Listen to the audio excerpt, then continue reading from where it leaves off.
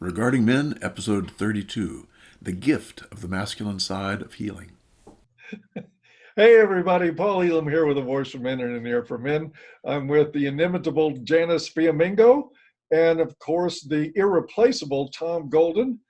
And today we're going to talk a little bit about Tom's work. And I'll tell you why I wanted to do this. Let me start off with a little story. I started online activism or writing about these issues and putting it online a little over 10 years ago. And I focused a lot on the problems that I saw. Uh, Unfairness in family courts, men's suicide, all these things that we still talk about 10 years later that are still overarching problems in men's life. And I ran across the work of some other people. Angry Harry was one of my favorites. I used to read that site. Poor dear Harry passed away. We still maintain his site at angryharry.com, by the way. AVFM does.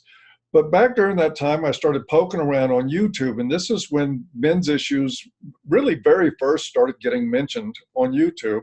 And I stumbled on a video called Men's Issues. And I was immediately enamored with the guy's voice that was doing this video, this just like a mixture of honey and bourbon, this voice coming through. But also, we talked a lot back in the day, like I said, about men's problems and stuff. But I noticed this guy's byline was "Men are good."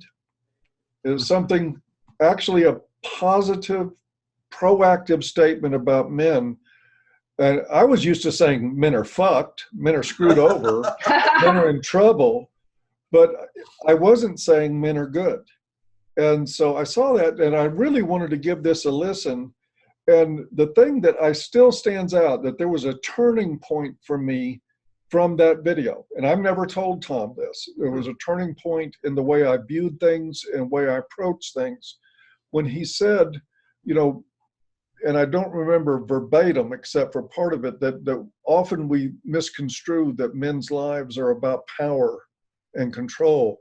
And really, they're about pain and loss. Yeah.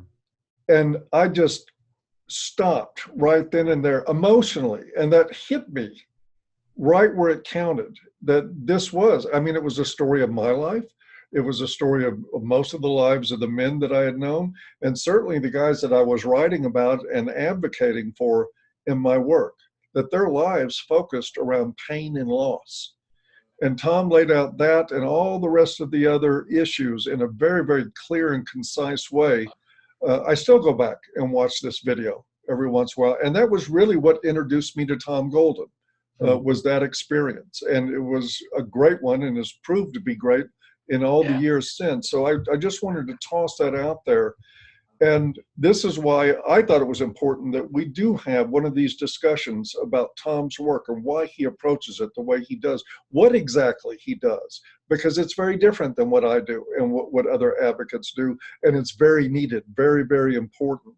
And with that, I just want to throw that out there and maybe let Janice have a round, and then we can start with some questions for Tom about what he does. Mm-hmm. Wow, that's a wonderful endorsement. Yeah, thank you, Paul. That's really nice to All hear. true. Yeah, all true, definitely. Yeah, well, I think my introduction to Tom's work was when I read "Swallowed by a Snake" that he sent me when he learned that my father had died a couple of years ago, and "Swallowed by a Snake." The subtitle is, if I'm remembering correctly, "The Masculine Gift of Healing." Is that right, Tom? Yeah, and it's so readable and concrete and helpful. I read it from first to last immediately, and I just loved it. Interspersed with personal narrative and lots of practical suggestions and historical overviews of how other cultures deal with healing. And yeah, it's just amazing. I really, really liked it a lot. And what I especially liked was the way it seemed to be almost entirely grounded in like practical experience, the experience of talking to men about healing and gradually discarding perhaps theoretical norms that you had been taught through counseling, and finding ways that worked, finding ways of healing that actually worked for the men that you were working with. And that was what so impressed me about it. Although I think I saw a little smidge of, if I'm remembering correctly, Joseph Campbell in there, maybe some of his ideas. But other than that, it seemed to be, really grounded in experience rather than in theory. And I was so impressed by it. Could you talk a little bit about that, Tom? Thank you, Janice. An endorsement from an English professor. I mean, what more can you ask for? And from the Alpha, I'm floating here. So, yeah, the reason I said that, Paul, in that first video was because my whole history had been with men in loss.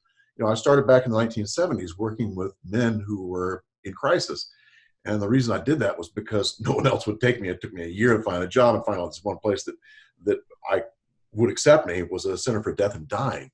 So I went into this place and I got a caseload of men immediately, because there was 17 therapists there who were all female, and I was the one guy. So I get this caseload of men, every place, right? I had a couple of women. And for the women, everything I'd been taught to do in graduate school worked like a charm.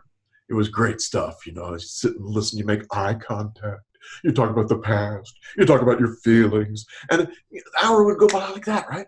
The men, when I did what I was taught to do in grad school, something wasn't working. It just wasn't working. So I had to, at that point, I had so many men, I had to figure out what the hell was going on. And the first clue that I got was when I bumped into this cross-cultural research, this anthropological research on healing and grief and of indigenous people. And what I noticed right off the bat was that, oh shit, these indigenous tribes always give the men something to do after a loss. They give them an action to do, and they give the women a place to emote and to talk. And I started thinking about that. I thought, wow, that's crazy. And then I realized, holy shit, in our culture, we've subcontracted all of the activities. If it's making the casket, somebody else does. Digging the grave, somebody else does. The ritual stuff, somebody else does. Taking care of the body, somebody else does. All of it we've subcontracted, which has left men without an ability to do something after a death, And so I realized, holy crap, we've really put men in a terrible spot. And I started watching men and watching what they do after a loss. And it became so clear, Paul, that what men do is they move towards action. They move towards doing something, just like these indigenous men did. They'd move towards doing, and it was invisible. Most people could not see it. And let me tell you a story. 1993, Michael Jordan, his father died. He was murdered. His father was murdered. And Jordan, of course, was one of the most greatest basketball players ever to play in the NBA. Just fantastic player. But his father was murdered. 2 months after his father's murder, Jordan had a press conference. And he said, I'm quitting basketball. Of course, everybody's, oh, no, don't quit, Michael. Please keep playing. I love this guy. I mean, I was from the University of Maryland. He was from North Carolina, so I saw him all the time in the ACC, and he beat us the crap out of us all the time, right? I still loved him because he was so good, just so fluid, just like butter, man. 2 months later, he said, no more, I'm not going to play basketball. 2 months after that, he called another press conference. He's going to play professional baseball. Everyone was like, what the hell? What's Jordan doing playing baseball? That doesn't make any sense. And most people still to this day don't know why he switched over to baseball. But he switched over to baseball because of his father. His father had always wanted him to be a baseball player. His father told him over and over again, you be the best baseball player in the world. You need to play baseball. So Jordan honored his father with his action after his father's death. And through that action and that honoring, he told a story in his own mind about his father and his love for his father, because he had been very close to his dad from the time he was little until he was an adult. They loved each other. So it was a huge loss for him. But this action is chronicled in some ways. The book Rebound by Green, I think, talks about Jordan when he'd drive into practice. He would think to himself, I'm driving into practice not for me, but for you, Dad. I'm here for you. And so that's a masculine mode of grief. That's a masculine mode of healing, this putting action out there, doing something and honoring in the process of putting it out there. And Jordan just gives us a beautiful example of the mature masculine. And importantly, you cannot see it. People still throw their hands up and say, why did he play baseball? They have no idea why he played baseball. And most men out there, and the reason this is important is that it's not just when we grieve for someone who's murdered. It's every day when we experience some loss or another, we tend to process emotions differently from women. You know, whether it's the being in a traffic jam is a tiny loss. We process that differently from women. Getting fired from a job is a huge loss for men, you know? And God, divorce. I mean, that's one of the biggest. Loss, and more loss. Men will tend to use action then to connect in with their emotion around that and to let it go. I know this one guy, man, after he was divorced and they were selling the house was getting ready to be sold, and he went when no one else was there. He went to this house. In each bedroom, each of the kids' bedroom, he laid in their bed and just laid there and cried. You know, he was doing that. He was actually making a pilgrimage to this house in honor of his kids and remembering all that happened through this action. Nobody knows he did that. Nobody has a clue. But was he dealing with his feelings? You bet he was. And are men shamed on a daily basis because we're not dealing with our feelings? Absolutely. I mean, think about toxic masculinity. One of the linchpins of toxic masculinity is he's not dealing with his feelings. Well, let me tell you something. That whole idea of men not dealing with their feelings is basically narcissistic. You know, because they're thinking that only women have the right way to do this. Only we do it right. You should be doing it like us. That's a crazy stuff, eh? So it's good to learn about men and how they do things, both men and women. God, I've given workshops all over the place, you know, therapists and women and whatever, and they all say the same thing. They say, holy crap, I never knew this stuff. I never knew that he did something through action. I always thought that he just didn't cry enough. And from that point forward, things shift. Because she knows now, you know, think about Michael Jordan. If you wanted to help Michael Jordan, would you go to him and say, Michael, how are you feeling about your father? No. It's so simple. You go to him and say, Michael, how you doing at the baseball yard? What's happening with baseball, man? How's it doing? You know, he'd talk to you about that. And guess what? During that conversation about what he's doing, his action, his dad would come up. In the same way his dad would come up in a damn support group, you know? So you talk with men about their action, not about their feeling. And the feeling will come up. It'll come up on its own. And that's what I learned that helped me in therapy a lot was, you know, you don't sit with men and talk about their feelings. You don't make great eye contact, because what does eye contact mean for two men? It means challenge. Aggression. Yeah, it means put them up, pal. Hockey has a face-off, right? Boxers face each other. And so when I was at St. Francis, I was looking into this guy's eyes, you know, oh, no, it was the exact opposite thing I should have done, right? Because men don't heal face-to-face. They heal shoulder-to-shoulder. Men get close to other men when they're shoulder-to-shoulder doing a dangerous project of some sort. Army, police, fire departments. You know, that's where men feel close. In a fishing boat. Doing the same activity for a day. Men walk away without saying a word, feeling close to that other guy. You know? That's so neat. Don't let me preach too long. I've gone on too long already. No, that's all right. You know, you talked about how we have subcontracted all of our tasks around that. And I wanted to maybe get into that a little bit more, because it seems to me that what we've done is we've subcontracted out all of our rituals. Yes. We just, you know, there used to be coming of age rituals for men and for women too, depending on the culture you were in. Yep. But there was something an ordeal you went through, a task that you would go through that would mark your departure from childhood into adulthood.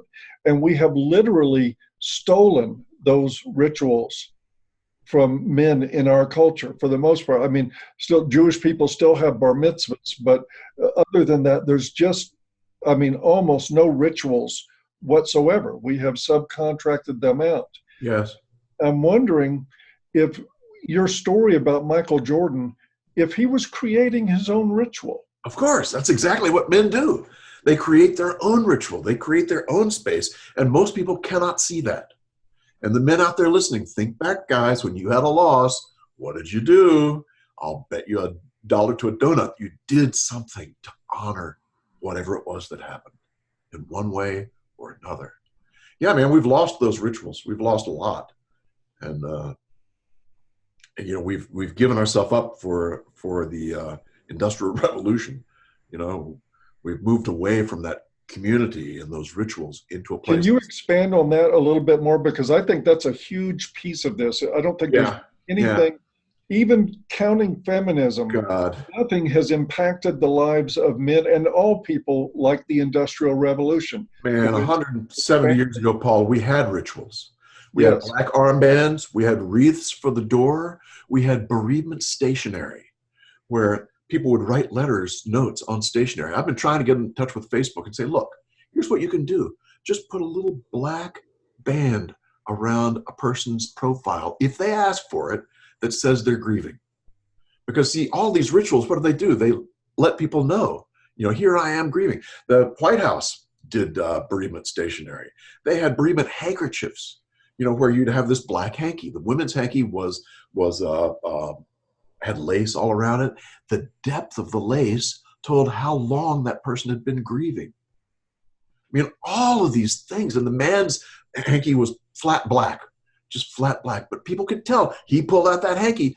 Oh, that's right. So-and-so died. It's a reminder.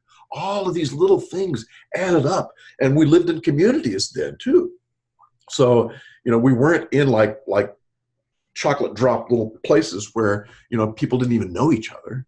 You know, these communities helped each other and they knew each other, and you make sure that the neighbors' kids were, you know, doing okay. And we had these rituals that said, oh yeah, Jim, his father died 6 months ago. Yeah, so we don't have that. We're stuck.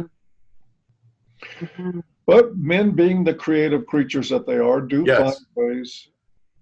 Man, and so much creativity, Paul. I'm telling you, since I realized this stuff, it's been wonderful to watch men and what they do. And the other thing you can't see is that a lot of the times men won't use action, they'll use inaction. That is, they will tell the story in their own brain. So they're not talking about it, but they're saying the same thing in their mind over and over and over again. You know, a lot of times guys, when they're driving, they're going to do what I call grind on it. They grind on that loss. They grind on it. They keep thinking about it. And by keep thinking about it, they're actually telling the story, which then brings that loss down, brings it down a click or two. And so men are wonderfully creative in the ways they do things. And the inactive is even harder to see. No one sees it. What are you going to do? Is say to someone, oh, were you thinking about so-and-so? You know, you can't do that. You know, we don't know how to approach people to ask for the masculine side of things. Because really, you know, there's probably about 20% of women who will also use this action and inaction, and 20% of men who are more like the females. So it's not like it's a man-woman thing. It's kind of a blend. You know, we all have a blend of things, and it's out there. You know, if you can just see it. Mm-hmm. Yeah. Yeah. Yeah, I mean, it's amazing to me. When I was reading your book, I was thinking, you know, how is it that we know to a certain extent how it is that we got to a place where all of psychotherapy is geared towards, you know, feminine ways of dealing with things, feminine ways of dealing with loss or pain. And I just wonder, why is it, I mean, you may not be able to answer this question, but why is it that you were able to recognize the limitations of your training? It sounds like you recognized it fairly early on. Yeah. And it sounds like in general, there has been just this incredible resistance for this whole period while you've been trying to talk to people about how psychotherapy needs to change in order to be able to engage men. Why were you able to see it? How did you do it? I mean, you mentioned reading the stories of indigenous cultures and you know, how they put men to work through their rituals around loss. But what was that it? Like, you read that? You know, number one was luck. You know, I think I got lucky bumping into things and things kind of came to me. But another piece of this is that I worked at a Center for Death and Dying. So I didn't get addicted to the DSM, because you don't worry about a DSM when you're dealing with death and dying. You're working with a dying patient. You're thinking about, how can I help this person today? You're not thinking about what's the diagnosis. For those that don't know, we better tell them the DSM is a diagnostic and statistical manual of mental disorders. Yes, and it's got all. And so when you go to a regular counseling center, everyone is up on the DSM and who's got what and what someone's diagnosis is. And I didn't have to deal with any of that crap, because grief and death, you don't have to worry about that. I think there was one V code for grief. It was that's all there was. And I didn't give a crap about all the rest of it. That, and I got a bird's eye view to what men do when they are in huge crisis. I mean, I worked with people, gosh, these men, one guy's whole family died in a house fire. It's like, it was that kind of crisis. And it's raw. And so I got to see these guys for a while, because they'd stick with it for a while. And so I got to learn how they would do things. And once I saw the indigenous stuff, and I started thinking about the action, it became easier than to see what people would do. And I would suggest people, in fact, gosh, it's so much fun in therapy to suggest to men, I wonder if that action isn't really helping you in dealing with this stuff. Yeah, damn right. It's like, it's just so much, it feels so good to really help men affirm that what they're doing is right, because men have been shamed for so fucking long, for not dealing with their feelings, that they need to be affirmed for what they're doing. And men are doing this right. They're doing it right.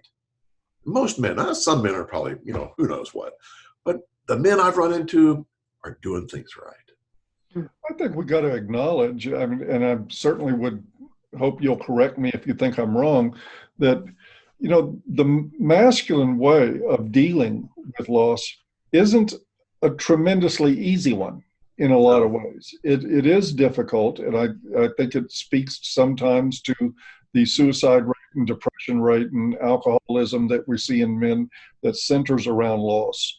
But that is the way of men. Yes. It's a harder way to go. But what I've seen happen, and I know I've heard you talk about this before, Tom, is that rather than recognize men where they are and how they actually do things, the profession, the psychological profession, has said, well, they're just defective women. Right. And we need to get them into the feminine mode, which does more damage by far, because what does it do? It shames them. Yes, exactly. And that pushes them farther away, And did you encounter a lot of that in your contemporaries? All the time, Paul. Not from the therapist, because the therapists I worked with were all dealing with grief and loss. Of course, they didn't want to deal with the men. So yes, in some ways they were doing that, and they did have comments about men don't deal with their feelings and men are cold and blah, blah, blah. But not so much from my own perspective from that counseling center. Since then, getting out with other people and being in other centers, it's pretty obvious, that people just do not understand men, and they don't want to, Sad. And in my book that follows, the one that Janice talked about, The Way Men Heal, is this little teeny book. It's about 58 pages long, and it's an encapsulation of what I really learned. And part of that book is the 5 reasons that men do take action rather than inaction, or rather than interaction. And there's 5 really good reasons for that. And the book goes into that. And the first one, of course, is that a man's pain is taboo. Nobody wants to hear that shit. If you've got a woman around you who's willing to listen to your pain, you're a unicorn, because it doesn't happen very often. Women are not built to listen to men's pain. It grates on them, just like it grates on men too. And so men pick this up and they realize, I got to do this myself. And they do just fine. They process it just fine on their own. Yeah. Yeah, I was fascinated that you mentioned that there is actually a physiological reason, at least one, why men deal with. Boy, there's all kinds of physical reasons that the second book and then the mother's book goes into in much more detail, about how the testosterone, just in the last 5 years, we've come way ahead in understanding testosterone. Used to be they thought testosterone aggression, but now they know, it's that the aggression raised the testosterone, not the testosterone raising the aggression. And so what they found is that testosterone is about striving for status. It's about striving for status and protecting that status once you get it. And this is very different. And once we know that, we can understand men better, because gosh, men love to come in first. I mean, we strive for status. We enjoy that. It's a little deceiving because not all men are going to strive to be in the Pro Bowl, you know. I mean, some men, academics, are going to strive for the best journals, getting their articles in the best journals. You know, that's striving for status. You know, whereas the sports guys will go for the all-star game, and the criminals will go for the best crime of the century, you know. I mean, but it's just a matter of striving for status and how we do that. And it does have some rather interesting side effects, like no longer living in caves and grass huts. That's exactly right. This whole hierarchy thing has gotten us to where we are today. Bless its heart. I mean, it's good. It's a good thing. And of course, it gets shamed over and over again. Oh, those men, they have to win all the time. All they think about is winning. La, la, la, la, la, la. There's this huge misunderstanding about men, and the media doesn't do any good at all. All they do is focus on women's stuff, you know, and very little on men's stuff. And hopefully that's going to shift if this White House Council on Boys and Men happens, and it looks like it will. So what happens with that. Yeah. Mm-hmm. And you've had a lot of experience, of course, trying to get people in government to care about men's pain. And that's the story that you told in my book, Sons of Feminism, your experience working with the Maryland Health Commission and the refusal there to even release a report. The commission wrote 4 reports in our 2 years. 3 of them were written by me, and 1 was written by the head of the commission. And the one written by him went straight through. The ones written by me somehow got deep sixed. I can't imagine why that happened. I can't imagine either, except that the whole Department of Health was as feminist as you can get. They took one look at those reports and they said, And anybody, by the way, if you're interested, you can read those reports, MenAreGood.com. There's a little thing in the top that says reports, Maryland reports. They're pretty interesting stuff. But that's what they didn't want to have the governor see, you know, or the legislators see. So, Tom, if I could ask you a question out of curiosity, what is the one thing that working with dying patients did? Because I can imagine it's such a profound experience. It did so many things for me, Paul. I'm so glad that I bumped into that and was forced really into working with dying people. Because I'll tell you what it did for me. I'd go home after a day's work. I'd see my kids and I'd start crying. I'd say, oh, here you are. I'm breathing. You're breathing. Yes. I mean, it really made me enjoy my life every freaking day, you know, because these people I loved that I was working with were dying. And a lot of them would die, you know, boom, gone. And so it made me appreciate life. Oh, Bill Wint used to say something like, dying puts us in touch with living. You know, when we can really be in touch with dying, we start being able to know how to live and to squeeze the juice out of life, to love it, you know, to be it, and to love the people around you. That's what death will do for you. Well, that's fascinating. Yeah.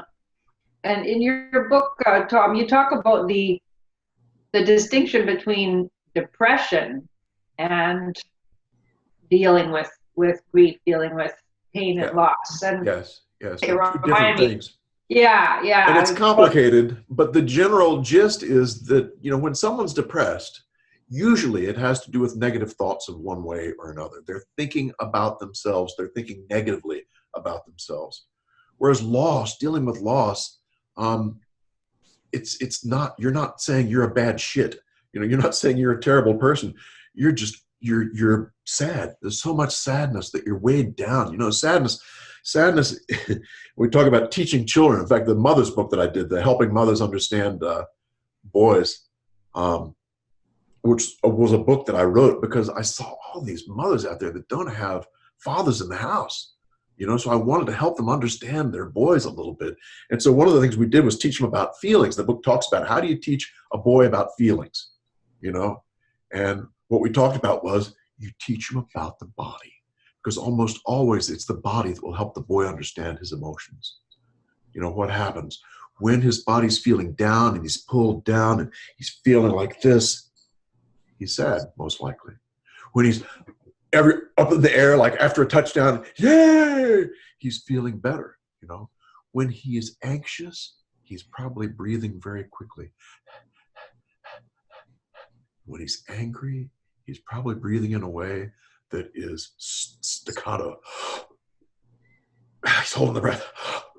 So if you teach him these correlates, he starts to get the emotions in a better way than if you just said, now, here's what feeling is. You know, because boys, it's hard for boys to get that because they're not in touch with things in the same way girls are. They don't have that same biocomputer. Tom, you mean you don't want to do the point to the emoticon on the page? Well, you could try that one. You could try that one. But really, you know, boys are in their bodies. They're in their bodies. And they know what's happening in their bodies. And so it's much easier than to go into there. In fact, God, I've had adolescents come into me, you know, and he'll sit and I say, fuck me. And I could say, oh, what are you feeling? You know? No. Man, what do you feel in your body right now? What's going on? He's like, my fucking arms feel tight. I can't clench my teeth. I say, well, what happens when people feel our body like that? I'm pissed. I'm fucking pissed off. And then he goes on. He gets it. He understands it. Then he can go on for a while because he's got it from the body first and then the mind, not the opposite way. You know, for men, it's easier if you go from the body out rather than the mind in, you know? Yeah. And boys love it too. I mean, they'll enjoy that. And you know, what do you do for a boy? Work him out. Get that boy worked out. Once he's worked out, he's going to be much more able to sit and kind of be with you in a different kind of way. Give him something to do instead of a box of Kleenex. You'll get Absolutely. Absolutely. Give him a cord of wood to chop. See what happens. Yeah, man. Yeah. And the other thing that struck me too, reading about the whole process, is how long it can take. Yeah. You know, that whole, I like your metaphor of swallowed by a snake and the idea of chipping away at the eating pieces of the snake. Yes. By little until you finally kill the snake. Yes. And you know, and it seemed to me that that's such a suggestive analogy or allegory, whatever it is, you know, of how long it takes and also what you have to do, because what you're doing is like you're taking the grief, the loss, the pain inside yourself until you finally integrate it in a way that enables you to keep going. Yes. And Janice is talking about a story that's called Swallowed by a Snake. That's about a flute player that gets swallowed up. And the importance of that story is that once he's swallowed by that snake, he keeps at it and he takes one little chunk at a time, over and over and over again. And that's what we have to do with loss. That's what we have to do. You know, Jordan had to go up there. The catchers would tell Jordan what pitch was coming. They'd say where it was going to be, and he still couldn't hit it.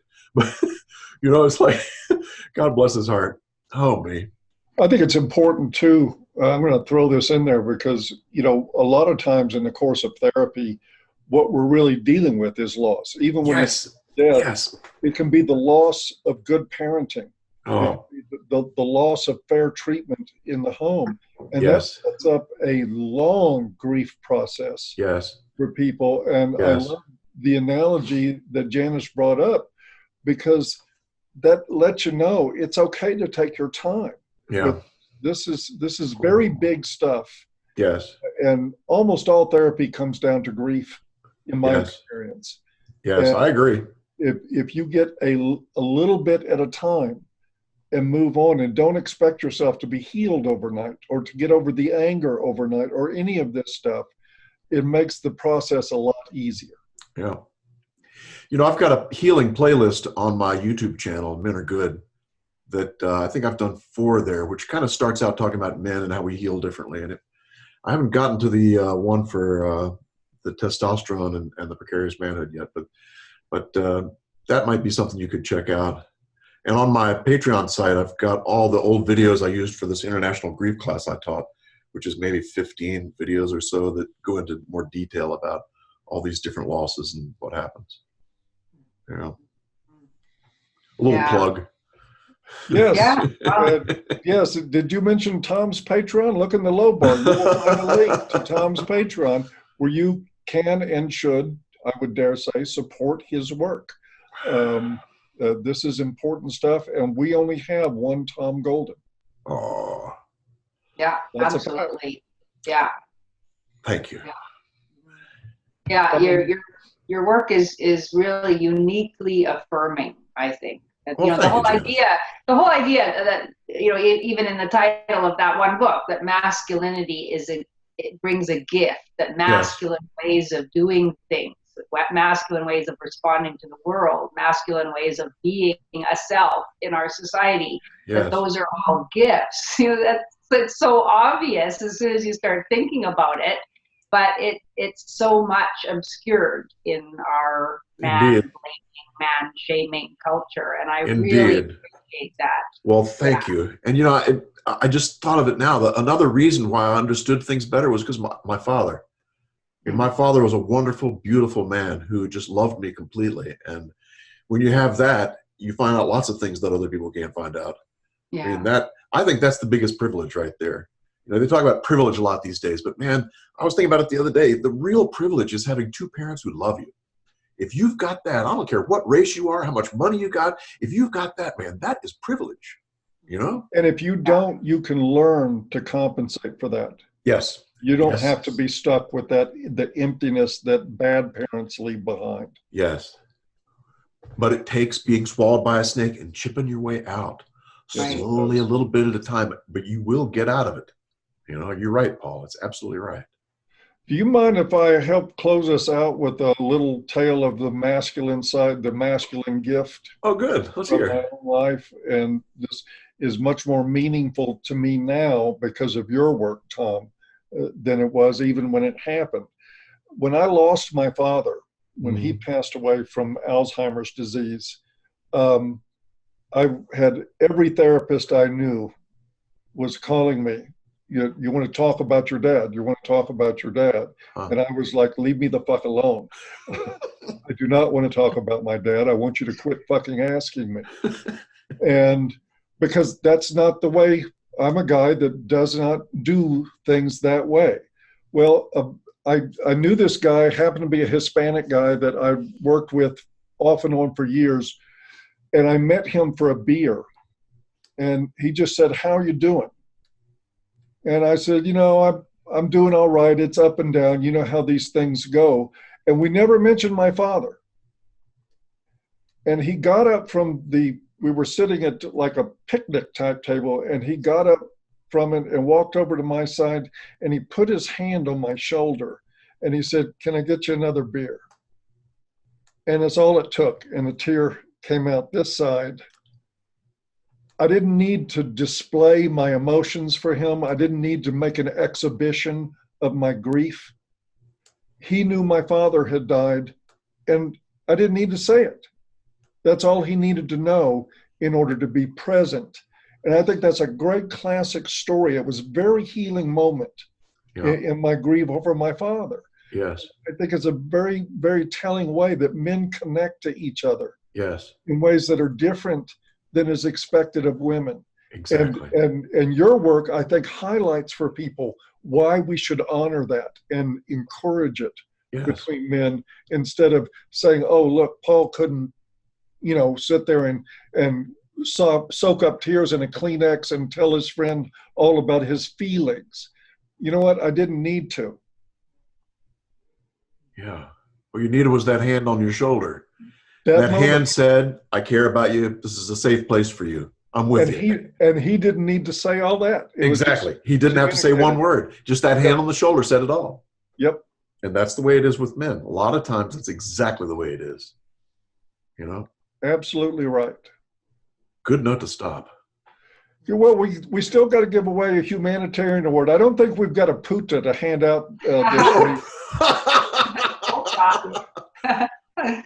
Well, we could always give out a puta. I know lots of them. But I do think, in honor of your work, Tom, we should obviously bestow the humanitarian award on you for your stellar work with men and loss. Well, And- thank you, Paul. I accept it and I'll bask in that. Appreciate it. Absolutely. Thank you, Janice. And with Good. that, I think we'll see you guys next time. We're done? That's Have a good. good Y'all week. take care. Sounds good. Okay. Bye-bye. Take care. Bye-bye.